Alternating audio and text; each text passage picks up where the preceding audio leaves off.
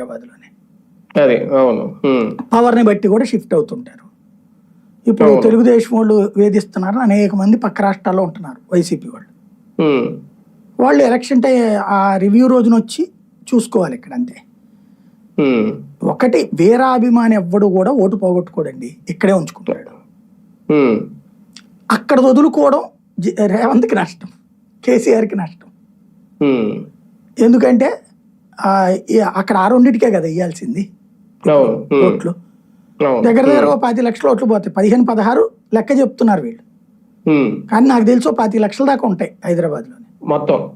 కర్ణాటక, తెలంగాణ, ఈ తమిళనాడు ఈ కూడా లెక్కేస్తే 30-40 లక్షలు ఉంటారు దగ్గర దగ్గర. 30-40 లక్షల ఓటర్లకి రెండో చోట కూడా ఉంచుకోగలిగితే గ్రేటే.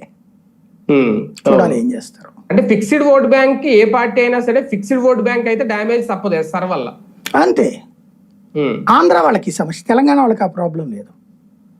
తెలంగాణ వాళ్ళకంటే ఇతర దేశాలకు వెళ్ళిన వాళ్ళ వల్ల ప్రాబ్లం ఉంటది, కానీ తెలంగాణ వాళ్ళు వచ్చి మన రాష్ట్రంలో ఎక్కడ బతుకుతారు? అది ప్రాబ్లం లేదు. కూలీలు వీళ్ళు వెళ్తుంటారు వస్తుంటారు, వాళ్ళకేం ప్రాబ్లం ఉండదు. ఈ రాజకీయ పరమైన అంశాల్లో ఉన్న వాళ్ళే ఇబ్బంది పడతారు. సార్, ఈ సర్వ ప్రక్రియ పూర్తయిన తర్వాత ఒకవేళ అభ్యంతరాలు స్వీకరించాలంటే పార్టీలు ఇనిషియేట్ చేసుకోవాలా? అంటే ఎంత ఓట్లు తొలగించారో చెప్పిన తర్వాత పార్టీలు ఏమన్నా ముందుకెళ్ళి అక్కడ ఎన్నికల అధికారితో వాళ్ళతో మాట్లాడితే మళ్ళీ అవి అడ్జస్ట్ అవుతాయా? ఖచ్చితంగా. పార్టీలు సీరియస్ గా ఇన్వాల్వ్ కాకపోతే గనక పార్టీలే నష్టపోతాయి. జనాలు పట్టించుకోరండి. మీకు మనం అప్లై చేయడం కూడా పట్టించుకోం.